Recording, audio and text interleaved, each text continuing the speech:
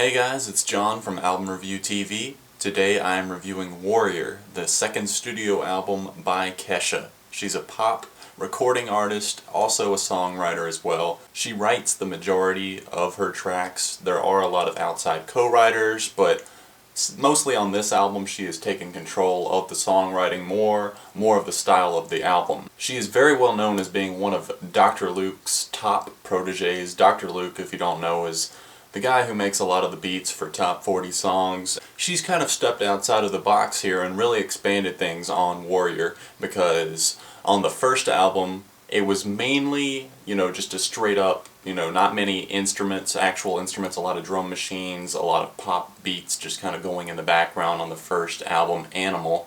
But she's definitely incorporated new elements like the use of the guitar quite often on this album, and I respect Kesha for that. Now, in the past, Kesha has always been a guilty pleasure of mine. As a straight man who, mostly does not like most pop mainstream radio, this is an artist that I enjoyed, and just because of the fact that she's so over the top and fun and just kind of, she kind of comes off with a gutter slut vibe, and she's just, like she says in her own song, she's sleazy. And I like that, and I appreciate that. And here I saw interviews about the upcoming album where she was talking about how she was going to incorporate more of a rock feel to it and more guitars and stuff like that. And I honestly just did not believe it, or else I thought it would just be on one track or something like that. But here on Warrior, she has contributions from Black Keys drummer Patrick Carney. She's got Julian Casablanca from The Strokes singing on Only Wanna Dance With You.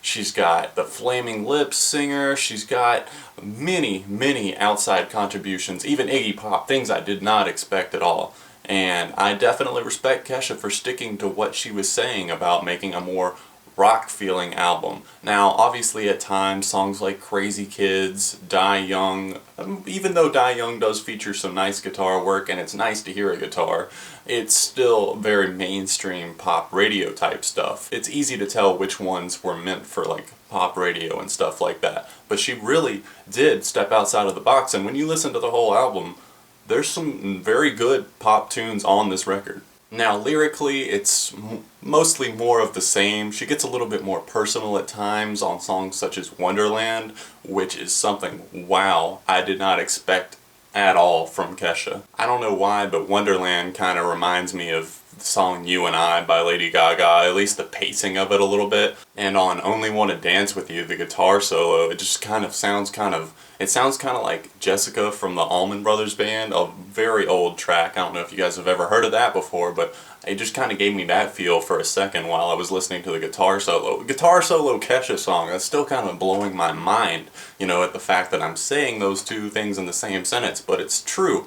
And Only Wanna Dance With You is probably the most solid tune on the album. I mean, it's got the lead singer of The Strokes being featured in the song near the end of it. There's a guitar solo, and it's extremely catchy, it's extremely fun, and I don't know, it's probably one of the best pop songs of the year. Now, there are a few to a handful of songs that do annoy me a little bit.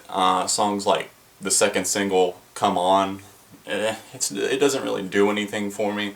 The lyrics are just a little bit, too generic for even Kesha, and it's, very pop, mainstream, but nothing new here on this song is tried. The album starts off with the title track, Warrior, and I can't say that word to save my life. Warrior. It sounds like I'm saying worrier, like I'm worrying about something. But the title track, it definitely had to grow on me a little bit, and it's got a couple of changes in pace on the song, and she does some rapping and stuff, typical Kesha style. And I like the raps that she does on that song in particular, as well as on Crazy Kids. Crazy Kids is another one that kind of shifts gears midway through the song from, a slow intro to the rap. Dirty Love is another track I wanted to talk about. It features Iggy Pop from Iggy Pop and the Stooges, classic rock icon. How did she get these collaborations? How? How did all these people agree to be on a Kesha album? I don't know, but it's still really cool. Now, that song is entertaining to me. It's not the best thing ever, but it's entertaining nonetheless. There's one part in the song where she just kind of starts, "Your dirty love," and I'm just like, whoa. And there's like no, it's kind of like that awkward silence at a party, you know, like you're the only one talking all of a sudden and everyone's looking at you and you didn't realize you were talking so loud and everyone's looking at you. It's kind of like all the music kind of cut out in the background, all the instruments and the beats gone, and it's just Kesha singing or moaning or whatever she's doing. The more personal songs on the album, I would have to say, are Thinking of You, Wherever You Are, and Wonderland. Now, I already talked about Wonderland, and I said that was a very good unexpected track.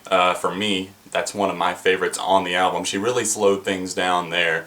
Thinking of You is, I'm assuming, about an ex that she really had a problem with, and especially if you listen to the very last line of the song. Her songwriting style shifted a little bit. Now, she's still crazy, she's still sleazy on a lot of these songs, but she definitely toned it down a bit at times, and I like that. I like that she probably grew up a little bit during the touring process and writing for this second album. I read an interview she did with Rolling Stone a few months ago, prior to the album's release, prior to even the first single's release, and she just, while she still has fun, she still has a sense about her that she knows what she's doing, and she knew what she wanted for this album. And for a pop artist, she's not just, you know, taking like advice and not just running with what the record label wants. She's incorporating her own style into it, and she's still doing that and being successful. Die Young is all the way up to number 2 now on the Hot 100, just reached a new peak. It's sold over 1 million digital downloads, so good for you, Kesha. Die Young is really catchy. It took a little bit for the first single, Die Young, to grow on me, but if you really let it sink in, it's a very catchy and well done pop song that actually has some guitar in it. As for my favorites on the album, I'm going to have to go with my overall favorite being Only Wanna Dance With You, Die Young, the first single off of the album, Crazy Kids, which really grew on me the more I listened to it, Wonderland, the kind of slower song that slowed things down on the album, really changed up the pace. All That Matters, The Beautiful Life, the next to last track on the album, is another one of my favorites, as well as Supernatural and Dirty Love. What I can say for the majority of this album, if nothing else, it's fun for the most part, and, you know, that's what really matters in a Kesha album for the most part. For me, that's probably what most people are looking for. That's what her animals, which is what she calls her fans, are looking for from the Kesha albums. And she succeeded here on album number 2. Overall, I'm feeling a 3.5 out of 5 for this new Kesha album, Warrior. So what do you guys think? Do you hate Kesha? Do you at least give a decent reason why? Like I said, mostly a guilty pleasure for me, but this album is a lot more enjoyable than the first album in terms of, you know, longevity, lasting value, replay factor, that type of thing. So let me know in the comments section down below what you guys think. What are your favorite songs off of it? And I will see you guys very soon. If there's anything you want me to review, leave it in the comments section down below. Please remember to subscribe right here on your home for music news and reviews, Album Review TV.